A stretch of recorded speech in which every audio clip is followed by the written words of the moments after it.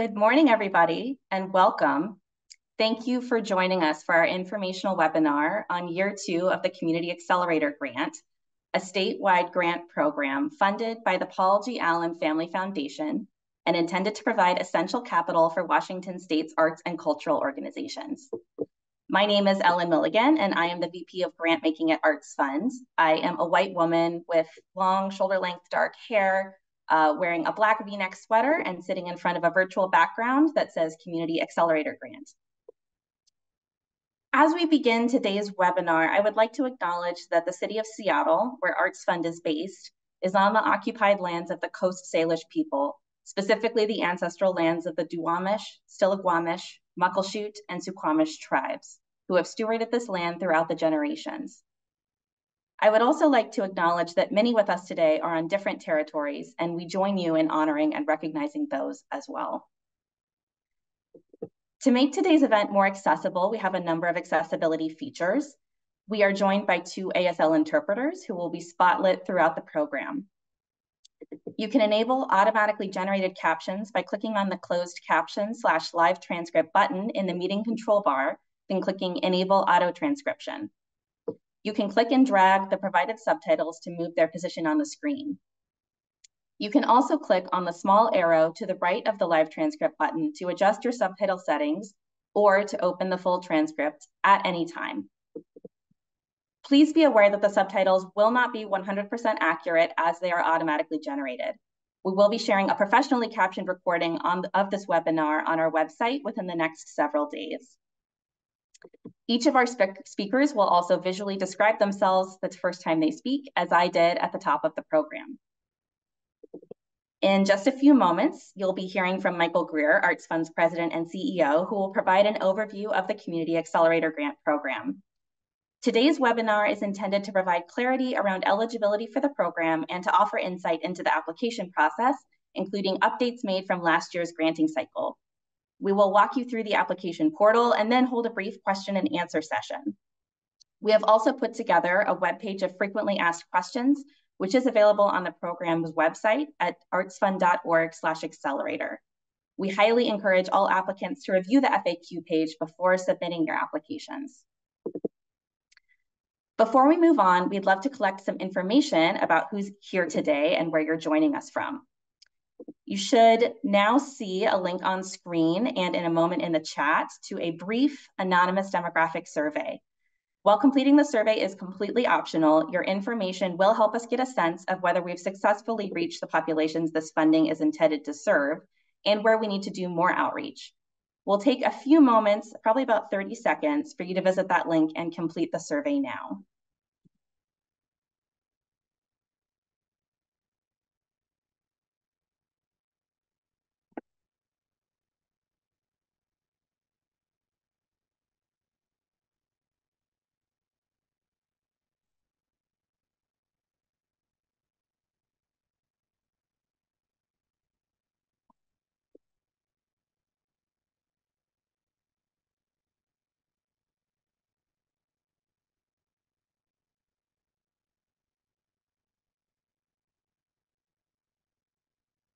Thank you. And without further ado, here is Michael.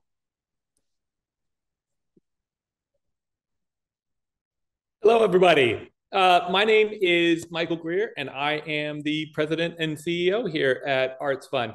I am a light-skinned black male with no hair, wearing some black chunky rim glasses, a kind of mustardish turtleneck, and sitting in front of the same blue background that Ellen was sitting in front of with Community Accelerator Grant on the back. I want to thank everyone to begin with for taking the time to complete the survey, and also just for joining us today. ArtsFund is incredibly excited to, again, be working with the Paul G. Allen Family Foundation in order to distribute $10 million across the entire state of Washington to arts and cultural organizations.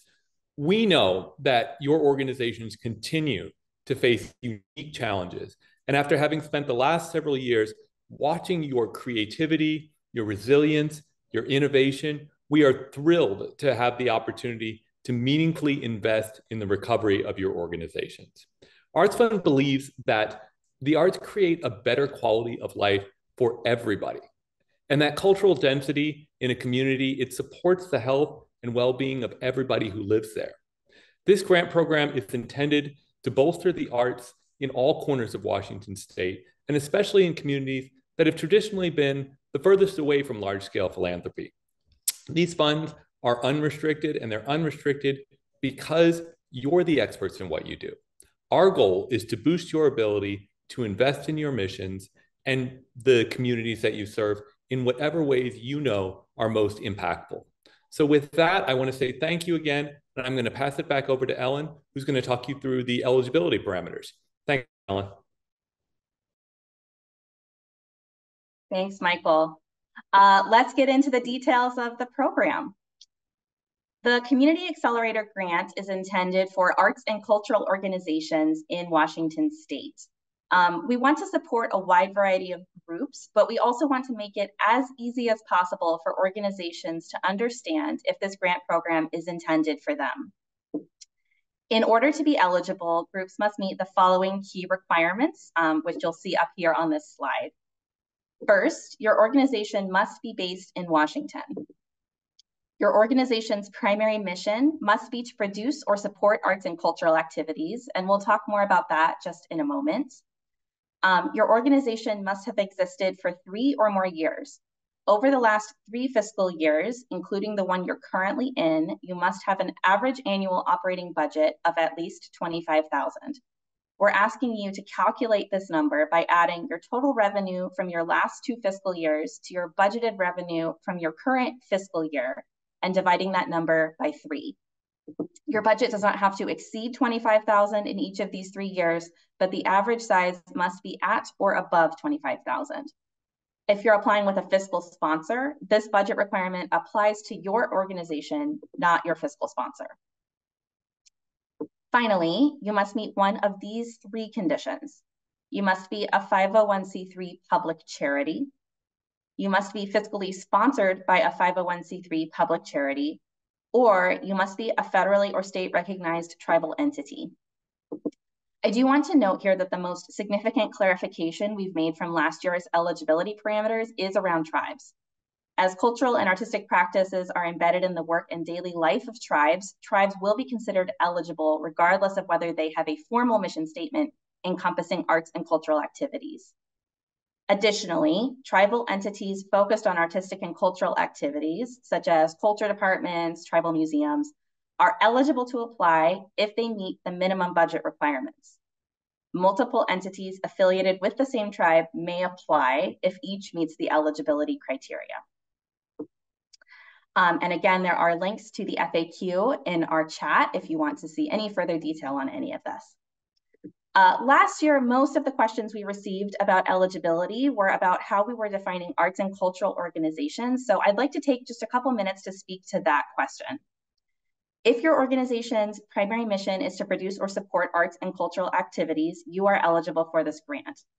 If your organization's primary mission is something like conducting historical research, running a fair, or organizing a volunteer corps, and supporting arts and cultural activities is something you do as well, that's of course enormously valuable work, but it puts you outside the funding scope of this program.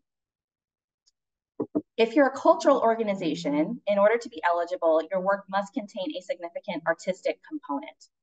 As an example, let's consider 2 hypothetical organizations. The first uplifts Mexican American and Latinx culture. They do this by providing workshops, seminars, and presentations in schools about Latinx identity and history. This is a cultural organization, but their work does not contain a significant artistic component, so they would not be eligible. The second organization also uplifts Mexican American and Latinx culture, but the way they do their work is through participating in festivals and through teaching and practicing traditional dance, music, and costuming. Because they have a significant artistic component to their work, this organization would be eligible. There's now a lawnmower outside my window, and I hope none of you can hear that. Current ArtsFund grantees are welcome to apply if they meet the requirements of this program, and organizations that received Community Accelerator Grant funding last year are welcome to apply again, though neither are automatic guarantees of eligibility or funding in year 2. Likewise, If your organization was determined ineligible last year, that does not mean you are automatically disqualified this year, though, as you will note, the eligibility parameters of this year's granting process are very similar to last year's. If you still have questions about whether your group is eligible, there are many ways to get more information. You can ask broader questions here in this webinar using the Q&A feature, and we'll try to get to your questions in the second half of the hour. You can review the FAQ page on artsfund.org/accelerator. If you have specific questions related to your organization's eligibility or process, you can email us at accelerator@artsfund.org or call our new Accelerator-specific phone line at 206-210-4670 to speak with a member of the grant-making team or leave a voicemail. You can see the hours displayed on this slide. Starting on January 29th, the phone line will be staffed on Mondays and Wednesdays from 10 a.m. to 1 p.m. and on Tuesdays from 2 p.m. to 5 p.m.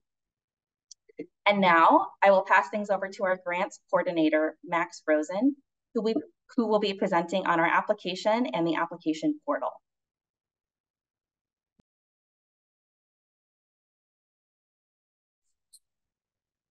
All right. Hi, everyone. My name is Max Rosen. I'm the grants coordinator at ArtsFund. I'm a white mask presenting person. I have an orange and brown mullet, and I'm wearing brown and silver glasses, as well as a black shirt and a silver necklace. The same blue background with Community Accelerator Grant is behind me. We're about to walk through the Community Accelerator Grant application portal. Before we get started, I want to note this is a preview of the portal. The application portal will not open until February 5th at noon Pacific time. At that time, we will send out an email and post a link to artsfund.org/accelerator. We've shared a PDF of the application on our website, so you can preview questions in advance, but you cannot create a profile or begin your application until the portal opens on February 5th. So I'm now going to share my screen to show you what the application portal will look like.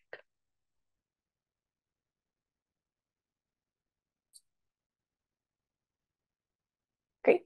So when I open the link to the portal, the first page that will appear will be the login page. Just wait for some sirens to pass.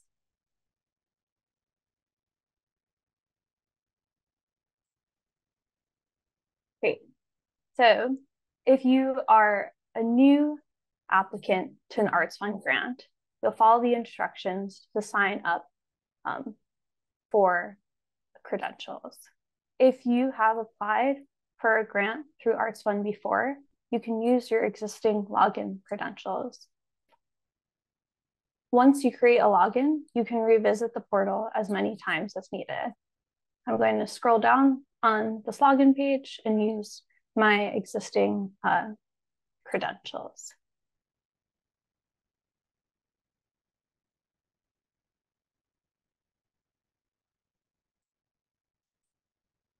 Once I've pressed the login button, I'll be brought to the homepage of the Community Accelerator Grant portal. There is some text about the fund that's similar to what is on our website, a link to the Community Accelerator Grant webpage, as well as a link to the Community Accelerator Grant FAQ and instructions on how to apply. I'm going to scroll down on this page. When the application portal opens, we will also include links to translated application questions in 7 languages. These application questions will also be available on our website in 7 languages as well in PDF form. So at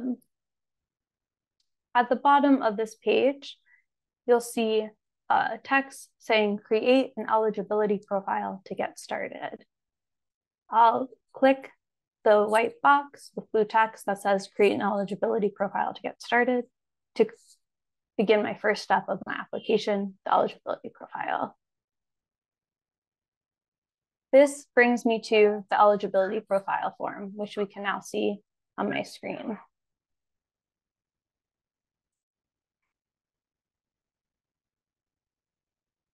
Sorry, there's a lot of sirens here.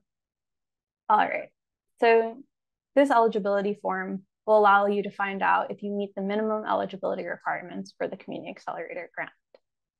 If you answer no to any of the questions on this form, you will see a message displayed that tells you you're ineligible and you will not be able to fill out an actual application. So I'm going to enter in my organization name. Let's say I am a music organization.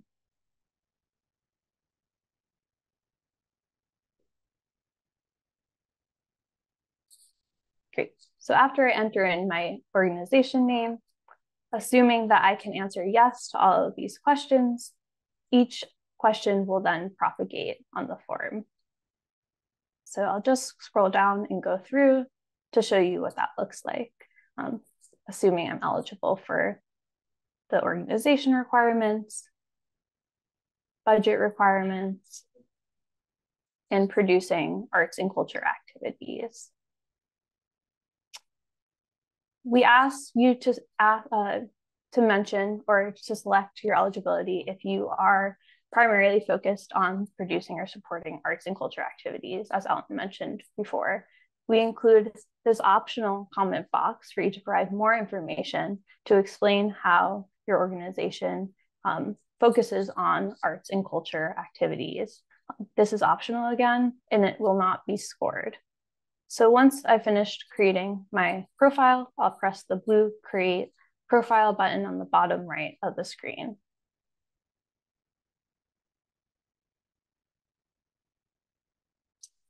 This takes me back to the application homepage. I'll scroll down again, and I'll now be able to view a white box with a blue plus sign that says Get Started. I'll click that box. And I'm now brought to the application process screen, where you'll be able to see 4 forms that compose the Community Accelerator Grant application. When you're filling out your application, you can complete these forms in any order, but for the purpose of this demonstration, I'm going to begin with the general contact information. And I want to mention, you do not have to complete your application in one sitting. You can revisit each of these forms by saving them as a draft and submit over time, and just be sure to submit before the deadline. So I'm going to press the blue open button next to the general contact information form. This brings me to the general contact information form. I'm going to scroll down so we can view the form. The organization name that I had entered on my eligibility profile automatically populates into this form. The first question on the general information form asks you to select the statement that applies to your organization about your organization type. So for the purpose of this demonstration, I'm going to say that my organization is fiscally sponsored by another organization, 501c3 status. I then see the option to upload my organization's fiscal sponsorship agreement in PDF format. I'll scroll down. We ask for information on your address and your EIN number. This should be completed for your organization, not your fiscal sponsor's organization. I'll scroll a bit more down to contact information. Here, we ask you to provide a primary contact. This is the person that ArtsFund will contact if we have any questions or requested revisions for your application. And again, because we're filling out this form as a fiscally sponsored organization, the fiscal sponsor information field will show on this form. This is where you should include information about your fiscal sponsor's organization, as well as a contact for that fiscal sponsor organization. So I'll scroll down to the end of this form here. The last part is focus area. This is important because it helps us understand how your organization fits into the arts and culture sector. There's a drop-down menu here that allows you to select your organization's primary focus. So I'll just give a second for folks to view the options. There is an option for other. If you feel that your primary focus area is not covered by one of the listed options, but you do meet the requirement of being an arts and culture organization, you can select other. That will then populate a text box where you'll have up to 25 words to describe. And again, if you select other, that text box will be required. We also ask for secondary focus area. This is not a required question, but if you feel that applies to your organization, you may respond there as well. So I will save my draft of this form.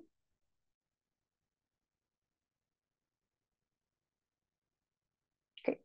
And I'll take a second to mention the Mark Complete button on the bottom of this form is you're able to only use it if you complete all required areas. Because we haven't, I'll close this form out after saving my draft. This brings me to the financial and back to the application process homepage, where I'll be able to see those 4 forms that make up the application. Next, we'll walk through the financial information form. So I'll press that blue open button on the right-hand side of the financial information form. And we can now see the financial information form questions in front of us. We ask you to upload a PDF file of your organization's most recent Form 990 or 990EZ. If you are not able to provide a 990, we ask that you upload your most recent financial documents. This should include an income statement, a balance sheet, and a statement of cash flow. The first question on this form asks you what type of financial document you're uploading. For the purpose of this demonstration, I'll say I'm uploading fiscal year 2023 financial documents. Then can upload those 3 documents as one PDF, or you may upload each document, the income statement, balance sheet, and statement of cash flow separately. If you do choose to upload documents separately, please make sure to label them appropriately. I want to mention that last year we accepted 990 forms as well as 990, 990EZ. We are no longer able to accept 990N forms. So if you most recently used that form to file with the IRS, please instead upload financial documents. So that's the income statement, balance sheet, and statement of cash flow. I'll scroll down on the financial information form, and we provide a few definitions to help you fill out this form. I'll take a moment to just mention about personal expenses. So here, if your organization has paid staff, we ask you to enter your personnel expenses for all 3 years.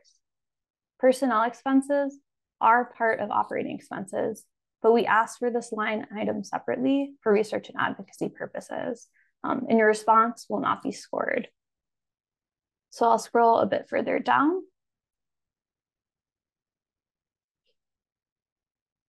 The bulk of this form asks you about your total operating expenses and your total revenue for fiscal years 2022, 2023, and your budgeted fiscal year 2024.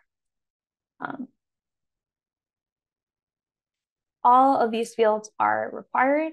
So if you do not have a number to enter, please enter 0 instead of leaving a field blank. I'll scroll down to the end of this form. The last 3 questions on the financial information form ask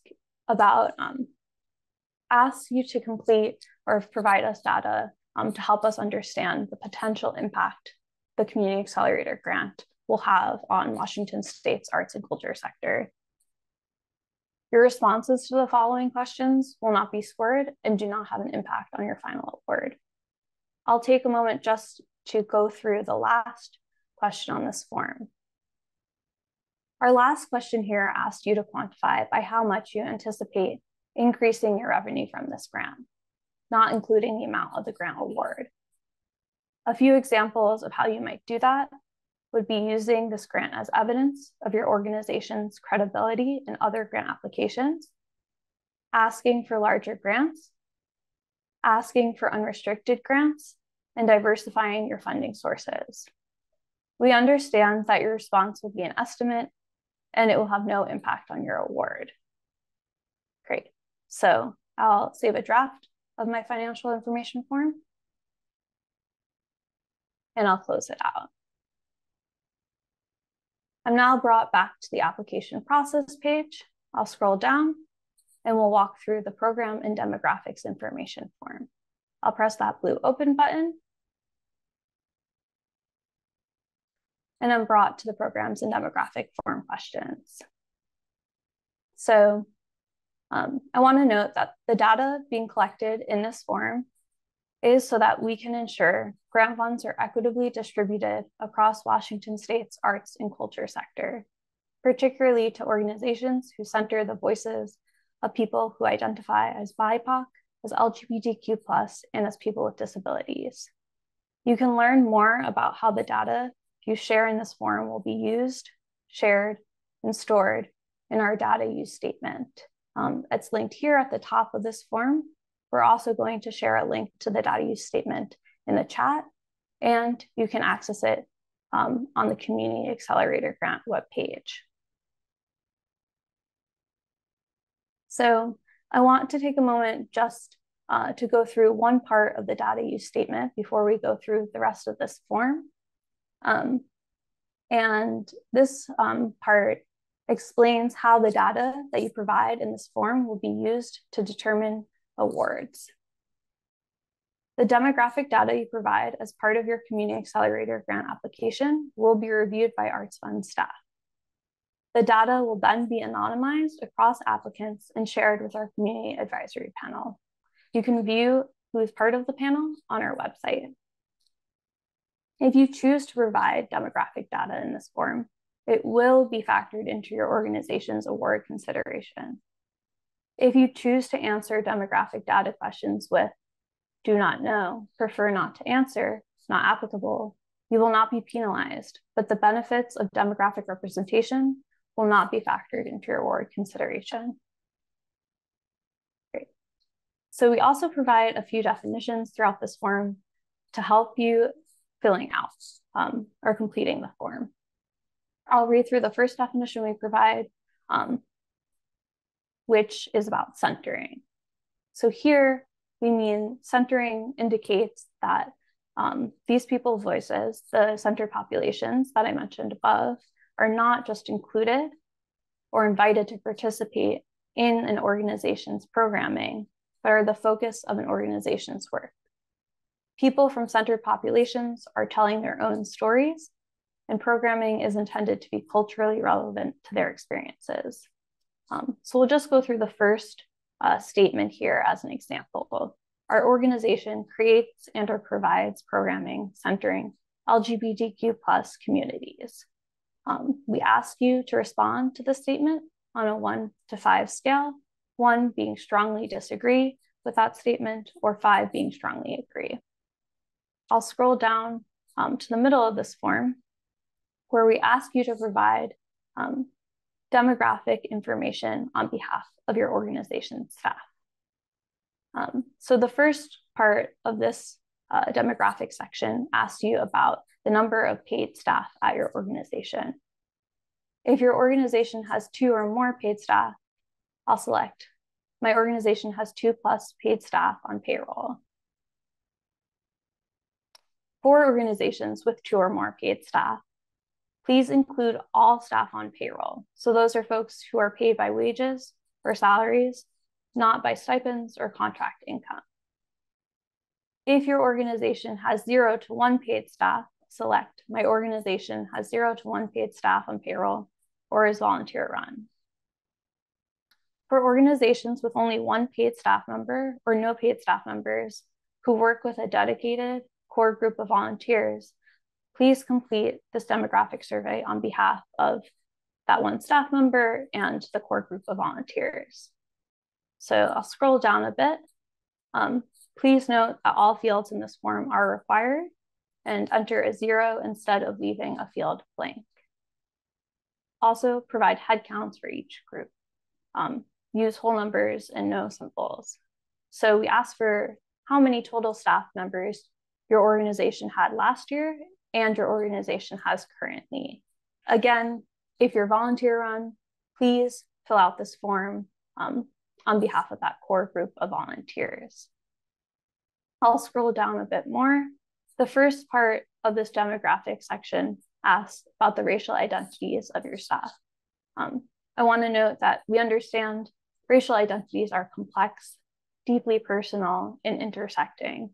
If more than one identity applies, we encourage you to select 2 or more races. If an identity is not represented, we suggest you select some other race alone. We encourage you to share further clarification in the comment box provided if desired.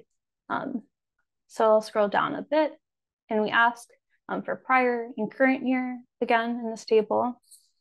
And as a reminder, all fields are required. So put 0s instead of leaving a field blank. I'll scroll down a bit more. And we'll just mention there is a total calculation here at the end of the table. This should match the headcount that you provide above for total staff, currently and in the previous year. I'll scroll down a bit more on this form. We then ask you to provide demographic information for the number of your staff who identify as LGBTQ+.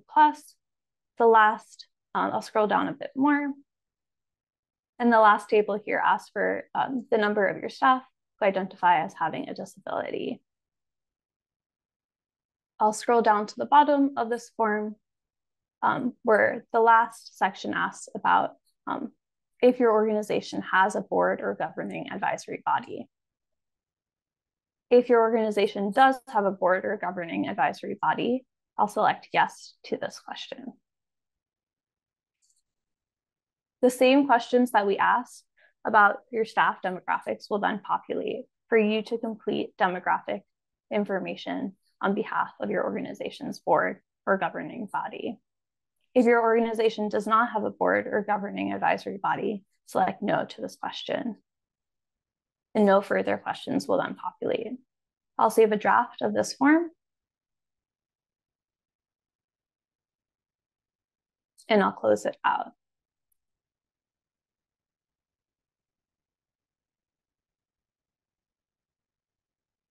Great, so this brings me back to the application process page. I'll scroll down and quickly go through the last form on this page, the ACH payment request form. I'll click that blue open button and scroll down. So I now can see the ACH payment request form. This year, we're transitioning our reward disbursement to an ACH electronic payment system.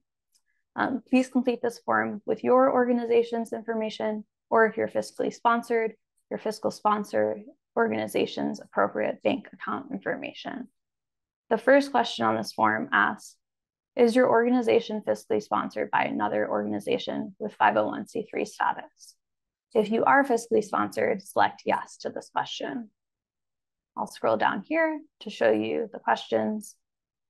We can then see there are fields asking you to fill out information on your fiscal sponsor's bank account information. If you're not fiscally sponsored, select no to this question.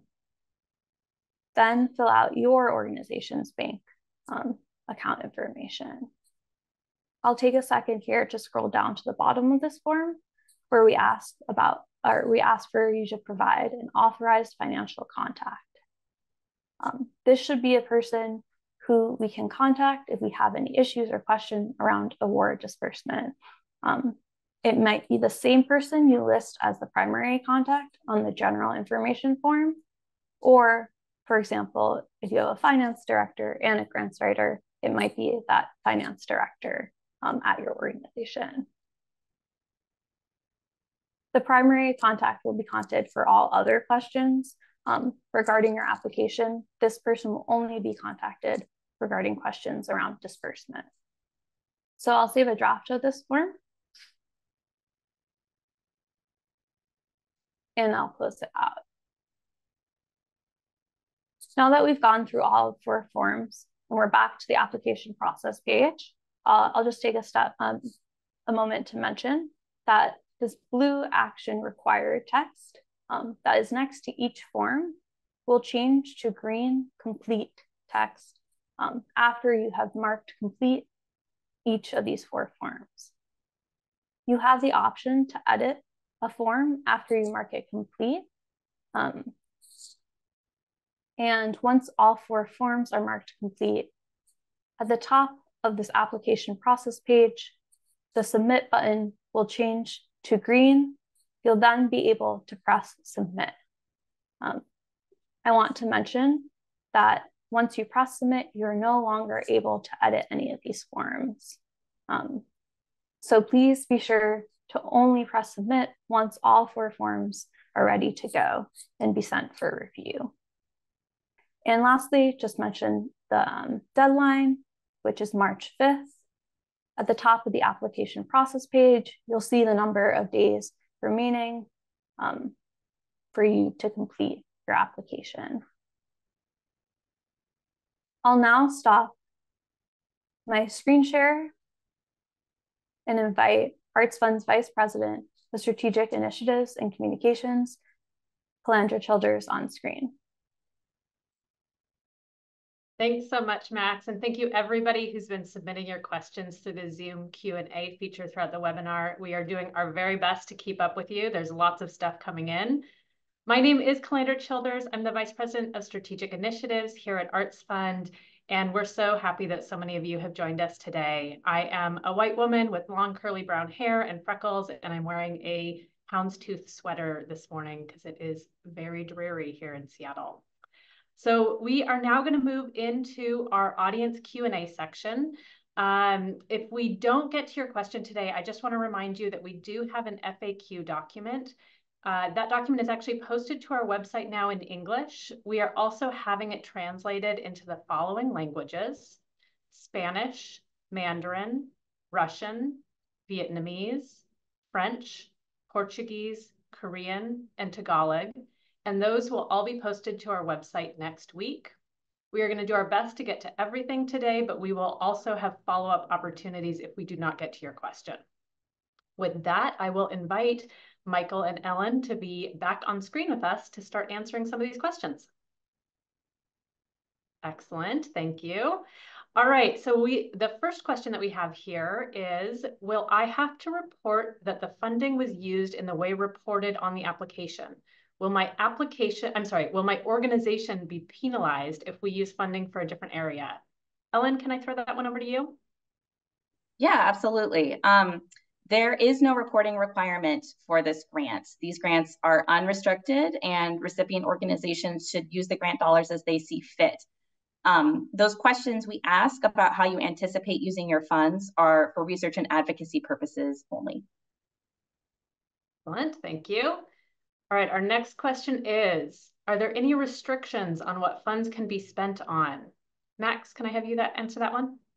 Sure. So these funds are unrestricted, but they cannot be used on personal expenses like home mortgages or utilities. They can also not be put towards services or assistance that require participation in any religious workshop, exercise, or instruction. Right. This next question is about the award size. So there's a wide range of award amounts between $2,500 and $25,000, especially now that we aren't asking for a certain amount of funding. How will you determine who gets how much? Michael, do you want to take that one? Yeah, sure, no problem. Yeah, this year, I think rather than having organizations request a certain amount of award, all applicants will automatically be considered for an award up to $25,000.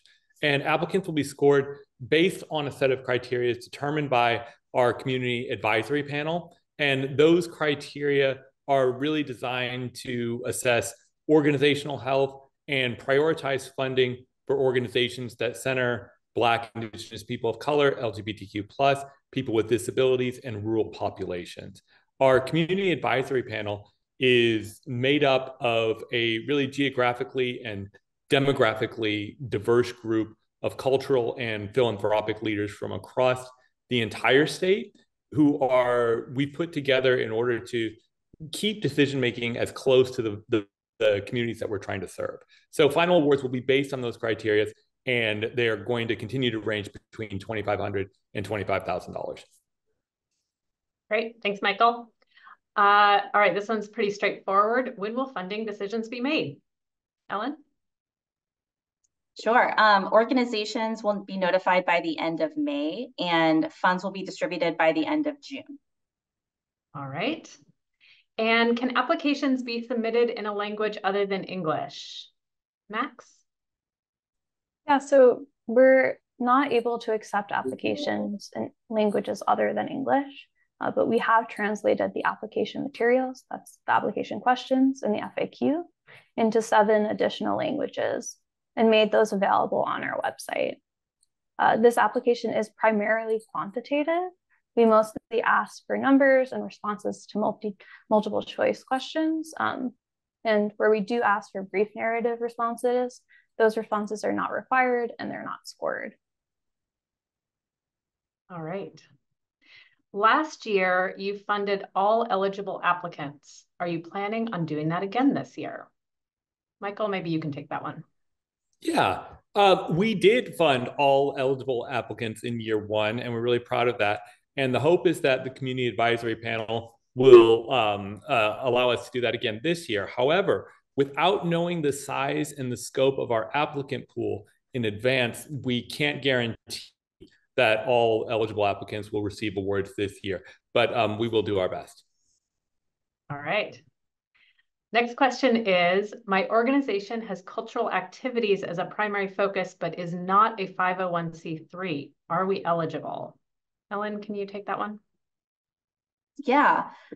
So the eligibility requirements do require that you are a 501c3 public charity or fiscally sponsored by a 501c3 public charity, or that you are a federally or state recognized tribal entity. So you must meet one of those 3 conditions. We aren't able to grant to for-profit organizations.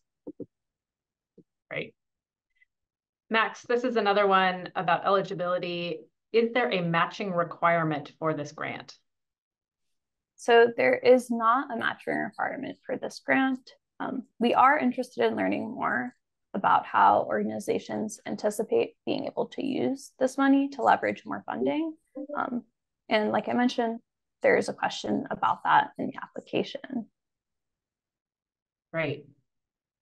Okay, Michael, I'm going to direct this one your way. Can you tell us what you mean by centering BIPOC, LGBTQ+, and people with disabilities? Absolutely. And we touched on this a little bit, but our intention is really to reach organizations that prioritize these populations in their work, and they're actively trying to uplift these communities. And that means whether it's through their internal work or their external programming. And I just wanted to add on that for many arts and cultural organizations, it's easy to want to define this type of outreach through the programmatic output that the programmatic output that you do. But it is also important to remember that organizations that are focused on their internal decision making and their internal staff and board makeup would also be considered centering these populations. So ultimately, we're looking for you to define what centering means and to make a real honest evaluation of who you are and what you're trying to do in your communities. All right. Max, another one for you. How do I apply as a fiscally sponsored organization? So this year, we added a robust section of the FAQ with specific instructions for fiscally sponsored organizations. We encourage you to refer to this section before beginning your application. And if you have any questions, please reach out to our grant-making team for additional support. All right. Okay, well, that is all of the time that we have today for Q&As. Thank you all for submitting your questions. We really appreciate it. And thank you so much, Ellen, Max, and Michael, for addressing all of these issues. If you have any more questions at any time, but especially once you've begun the application, we really encourage you to reach out to our grant-making team. You can reach us at accelerator@artsfund.org or by phone at 206-210-4670. We'll be available with you every step of the process. And with that, I will hand it over to you, Michael, to close us out. All right. Well, again, I want to say thanks to Ellen and Max, Calandra, our ASL interpreters, and all of you for joining us today. And special thanks to Gabby and Annika for helping to moderate our incredibly active chat. So as a reminder, this webinar is being recorded, and we are going to make that recording available on our website as a resource as soon as possible. A professionally captioned recording with captions in 9 languages will be shared out early in February. And again, we are really excited to be administering this program again and to be building on the work of our 2023 pilot. And the point of this is to continue to provide essential capital to Washington's arts and culture sector. If you think you meet these eligibility requirements, please apply. And I'm going to say that again. If you think you meet these requirements, please apply. We want everyone to be applying to this program because we really want to make sure that the entire sector has the ability to benefit from this program. When you do close out of this Zoom, you will see a link to a feedback survey on today's website or on today's webinar. It's fully optional, but we are asking that you take the time to fill it out. We want to get better. We want to know what we did right. We want to know what we did wrong. And so please spend some time with this morning so we can improve in the future. So with that, I will just say thank you all for being here. It's great to administer this program again, and we look forward to your applications. Thank you and take care.